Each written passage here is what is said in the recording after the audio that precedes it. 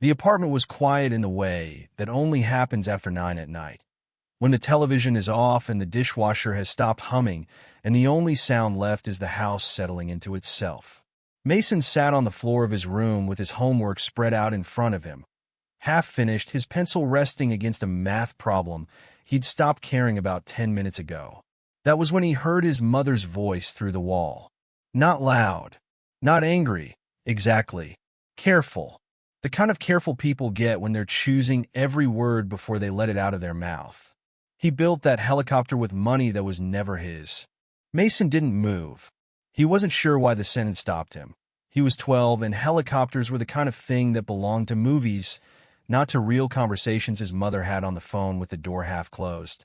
But something in her tone made the hallway feel colder than it had a minute ago. He thought of his dad's hangar, the smell of metal and fuel that never quite washed out of his clothes. The way his father's hands moved when he talked about the aircraft he'd built, like he was describing something alive. Money that was never his. Mason didn't know what that meant.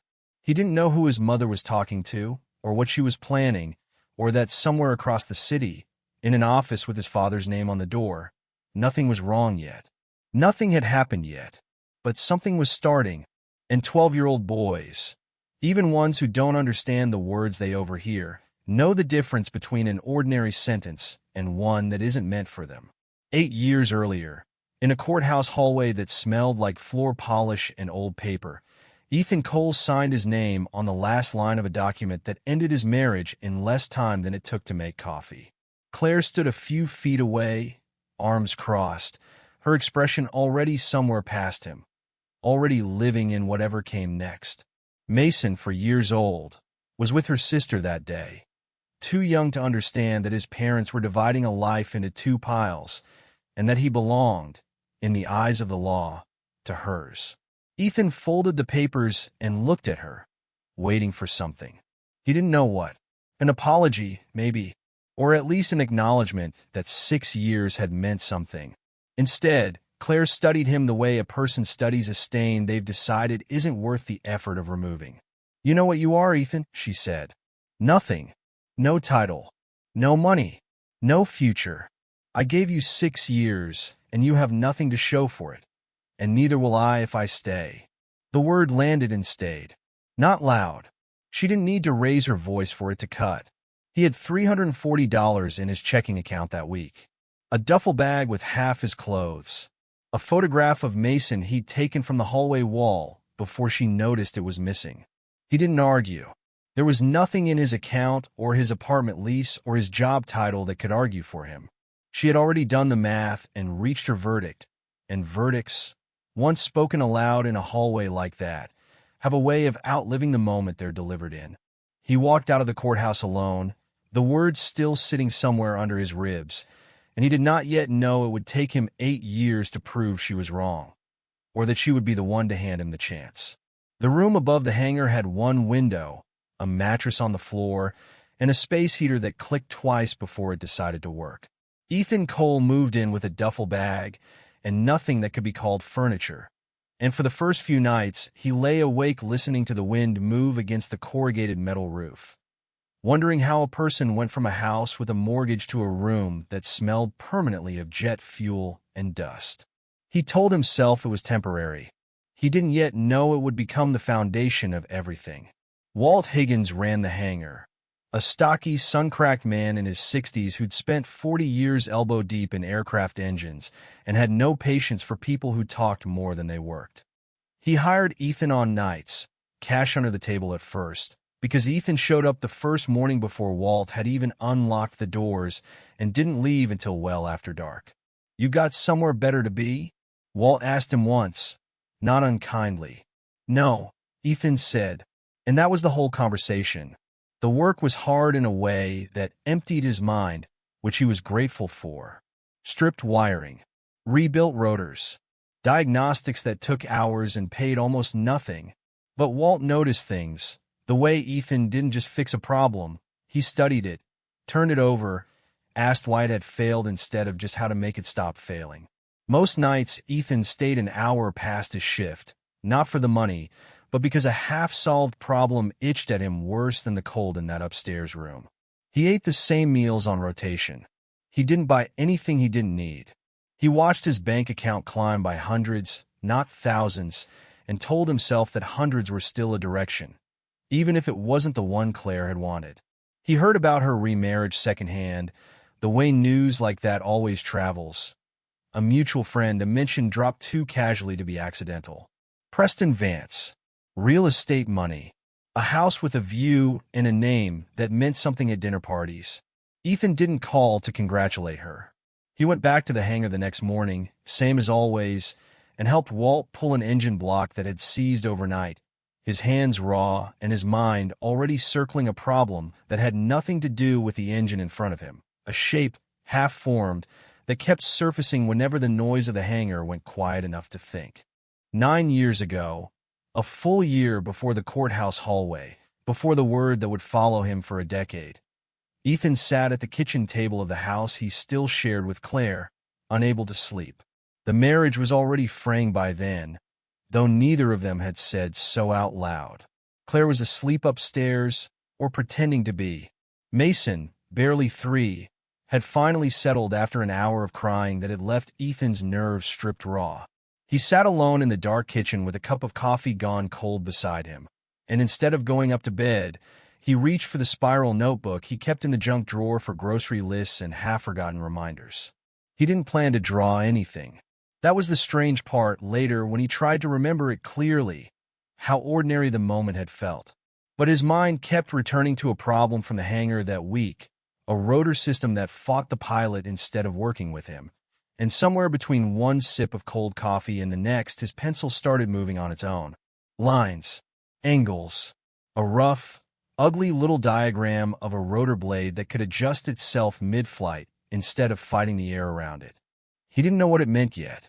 He didn't know it would take him years, a divorce, and a hangar full of failed prototypes to turn it into something real. He only knew that for the first time in months, sitting alone at that table at 2 in the morning, his mind had gone quiet in a way that felt almost like relief. He dated the page out of habit, a small, meaningless act that would matter more than anything else he did that year. The notebook sketch sat untouched for years, buried under grocery lists and divorce paperwork, until one slow night at the hangar when Ethan pulled it out again almost by accident and realized the idea hadn't lost anything by waiting. If anything, it had sharpened. He started building a prototype in the corner of Walt's hangar after hours, using scrap parts and whatever Walt let him borrow without asking too many questions. Walt watched him for weeks before saying anything. "That's not a repair job," Walt said one night, nodding at the half-assembled rig taking shape in the corner. "No," Ethan admitted. "It's not." Walt didn't ask him to leave, and didn't ask him to explain it twice. He just started leaving the back bay unlocked later than usual, and some mornings Ethan found spare parts stacked near his workbench that he hadn't ordered. The investors were harder to win over than the hangar had been. Ethan pitched the adaptive rotor concept to 11 people that year, in borrowed suits and rented conference rooms, and 10 of them said no in 10 different polite ways. Too unproven. Too early. Come back when you have something flying. So he built something flying. It took the better part of 2 years, most of his savings, and more nights than he could count where he fell asleep at his workbench instead of the mattress upstairs. But 6 years ago, with a working prototype and a single investor willing to bet on him, Ethan founded Colt Aviation out of a corner of the hangar that had once held nothing but spare tires and dust. 2 years after that, the patent came through, his name on it alone, the rotor stabilizer he'd first sketched at a kitchen table now protected under law and stamped with an official date that made the idea, finally, undeniably his. He didn't call anyone to celebrate. He drove to the hangar, showed Walt the paperwork, and the two of them shared a six-pack in silence, watching the sun go down over a runway that no longer felt borrowed. While Ethan was learning to sleep 4 hours a night in a room above a hangar, Claire was learning a different kind of life entirely. Preston Vance had money the way some men have height. Inherited, effortless, worn without a second thought. A real estate developer with his name on 3 office towers and a house on a hill with more windows than Ethan's entire hangar had walls. Preston offered Claire everything she'd once said Ethan never could. Stability, status, a future that didn't require anyone to gamble on a sketch in a notebook. They married quickly, less than a year after her divorce was finalized, in a ceremony with a guest list Ethan would never see and a ring that cost more than Ethan's entire first year of rebuilding his life. Mason grew up shuttling between two worlds, a house on a hill with a pool he was told not to run near, and, on the weekends his mother allowed it, a hangar that smelled like fuel and felt, to him, more like home than either place had any right to. Claire wore the new life well. Dinner parties, a car that changed every 2 years. The particular ease of a woman who had done the math on her first marriage and reached a better answer the second time. But wealth built on someone else's foundation carries a weight the foundation doesn't always announce. Preston's towers were financed the way most towers are, on leverage, on optimism, on loans that assumed the market would keep climbing forever. Claire didn't ask questions about the debt behind the view from her windows. She had learned, after all, not to look too closely at where a man's money came from, only whether it kept arriving. The man who handed Ethan the envelope wore a windbreaker and the flat, practiced politeness of someone who did this for a living. He asked Ethan to confirm his name, said "You've been served," and was back in his car before Ethan had even opened the flap. Ethan stood in the gravel lot outside his own hangar. A real one now, steel and glass, with Colt Aviation printed across the front in letters he designed himself, and read the first page twice before the words arranged themselves into something he could understand. It wasn't divorce paperwork. That chapter had closed 8 years ago, in a courthouse hallway he still, occasionally, dreamed about. This was a civil suit.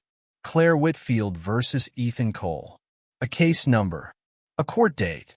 And beneath the legal language, a claim that made his stomach drop in a way he hadn't felt since the day she called him nothing. That the technology behind Colt Aviation, the patent, the company, all of it had been developed while they were still legally married and belonged, at least in part, to her. He called Dana Ruiz before he'd even made it back to his office. She'd handled his contracts for years, sharp, unhurried, the kind of lawyer who read everything twice before she said a word about it. She listened without interrupting while he read her the filing over the phone, and when he finished, there was a pause just long enough to worry him. 8 years, Ethan, she said finally. She's filing this 8 years after your divorce was finalized. That's not nothing. Statutes of limitations, discovery timing. There's a reason it's now and not 5 years ago. I need everything. Every date, every prototype, every piece of paper you have from before the company existed. Ethan looked down at the summons again, at Claire's name printed in black ink beside his own, and understood, for the first time, that the sentence Mason had overheard through a wall wasn't a threat anymore. It was a case. Dana laid the filing across her conference table like a surgeon arranging instruments before an incision. Every page tabbed, every claim underlined in a different color, as though the colors themselves could be made to argue with each other. Marcus Finn is representing her, she said, sliding a business card across the table. Ethan didn't recognize the name, but Dana's expression told him enough. He's good. Aggressive. He doesn't file cases he thinks he'll lose. Ethan sat across from her, his coffee untouched, and waited for her to get to the part that mattered. Here's the claim in plain language, Dana said. Their argument is that the concept behind your rotor stabilizer, the idea that became the patent, the idea that became this company, was conceived while you and Claire were still married. If that's true, under the law in this state, it's marital property. Property that was never disclosed or divided when the marriage ended. She's arguing she's entitled to half of everything that grew out of it. Half, Ethan repeated. The words sat strangely in his mouth. 50% ownership of the underlying patent. That's the headline claim. Dana tapped the second tab. On top of that, they're seeking $1.6 million in what they're calling retroactive compensation. Her theoretical share of company value, she says she was denied. And this, she turned to the third tab, and her voice flattened into something more careful. This is the part one want you prepared for. She slid the page toward him. Ethan read the paragraph twice. An injunction. Not against the company. Against the Meridian, specifically named by model and registration number. The aircraft he'd spent 2 years designing by hand, built as the physical proof of everything the patent represented, valued in the filing at $3.2 million. Fenn's team wanted it grounded and held as collateral pending the outcome of the case. They can't just take it, Ethan said, and heard, even as he said it, how much like Claire's old verdict the sentence sounded. A thing he needed to be true rather than a thing he knew. They're not taking it yet, Dana said. They're asking a judge to freeze it. There's a difference. But Ethan, she waited until he looked at her. I need that notebook. The one with the original sketch. If it still exists, and if the date on it says what you think it says, that's the only thing that ends this before it starts. Section 9. The Deposition, Escalating Tension. The deposition room had the particular chill of central air turned too low, as though the building itself had been designed to keep everyone in it slightly uncomfortable. Claire sat at the far end of the table in a charcoal blazer, hands folded, looking like a woman who had rehearsed this moment more than once in front of a mirror. Marcus Fenn sat beside her, legal pad angled so no one else could read it. Across the table, Dana opened a folder with the unhurried calm of someone who had already decided how the next hour would go.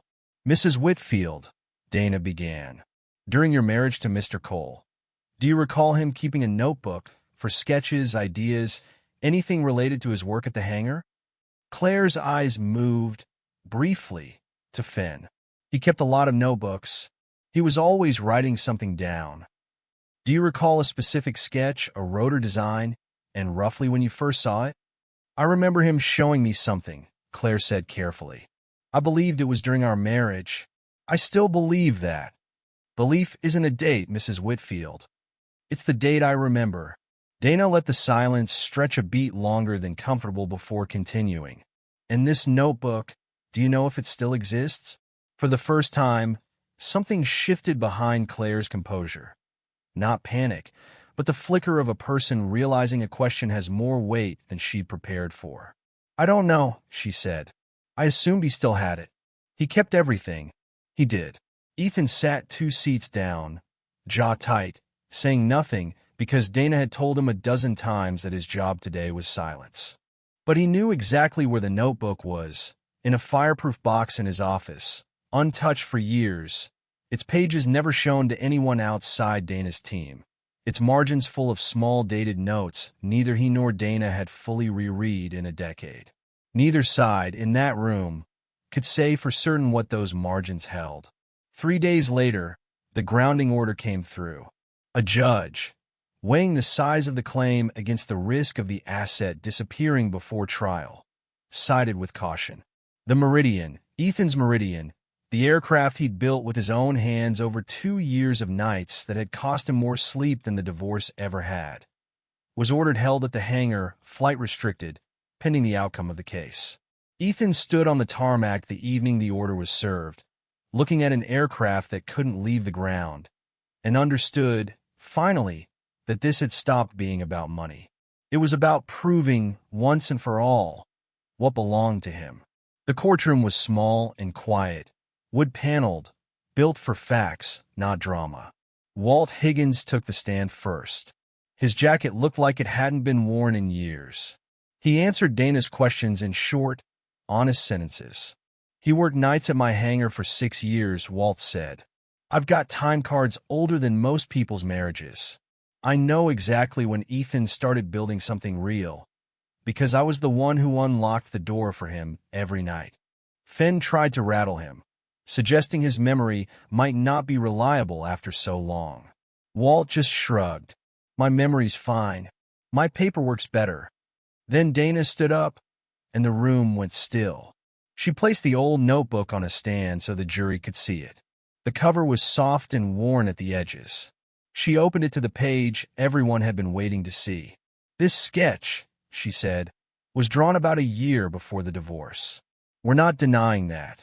It's dated in Mr. Cole's own handwriting. Nobody in this room is arguing otherwise. Fenn leaned forward, thinking he'd found his opening. But here's the difference, Dana continued. What Mrs. Whitfield remembers is a finished idea, something she believes was already the technology behind Colt Aviation. This page isn't that. It's a rough drawing in a grocery notebook. Under the law, an invention isn't the moment someone doodles an idea. It's the moment that idea actually becomes something workable, something you can build and test. She flipped to the next section of pages. These were dated too, full of corrections, failed attempts, measurements, notes written late at night. Next to them, on a screen, sat Walt's time cards, lined up date by date. Every single one of those pages, every real step that turned a rough sketch into a working design, was written after the divorce. In the hangar, on nights Walt had already confirmed under oath. What Mrs. Whitfield remembers is real, Dana said quietly. She did see a drawing once. She just remembers it as something bigger than it was. That drawing was an idea.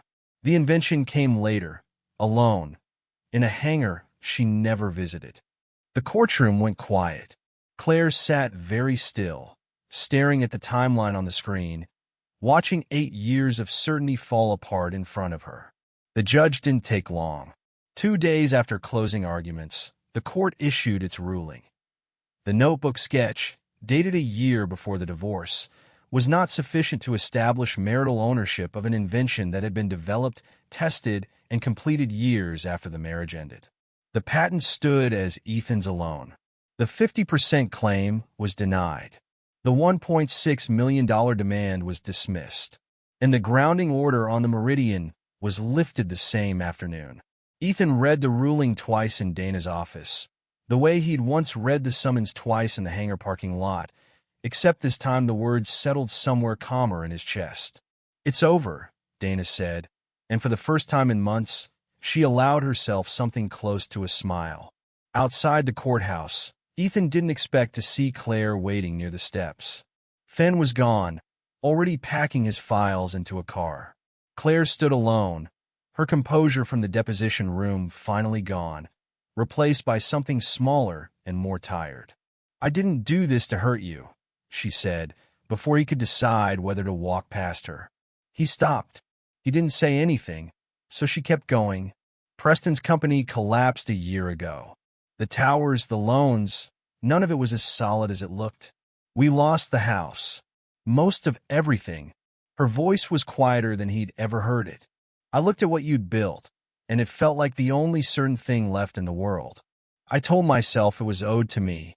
It was easier than telling myself I was scared."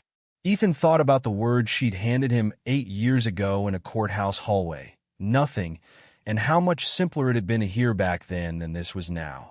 "You should have just asked," he said finally. "Not for money, for help. Mason still needs both of us to be people he can count on." Claire didn't answer right away.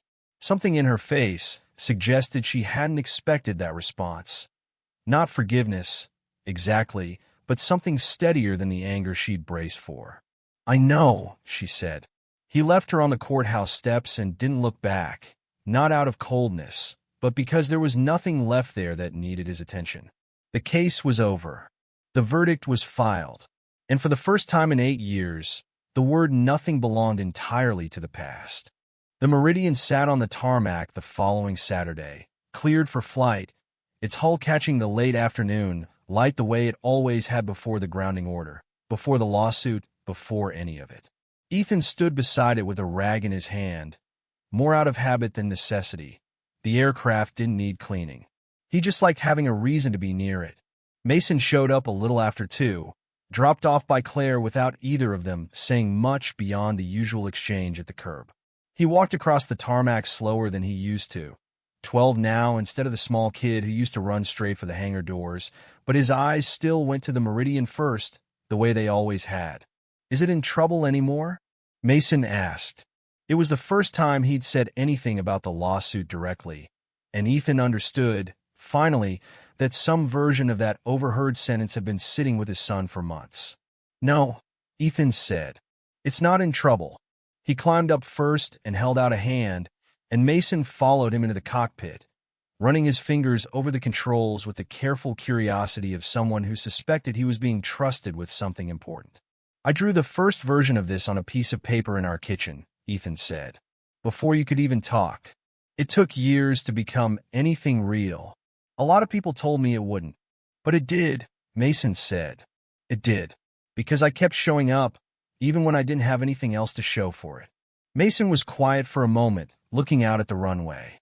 Mom said you were nothing once. Ethan didn't flinch at the word the way he might have years ago. She believed that, for a while. So did I, some days.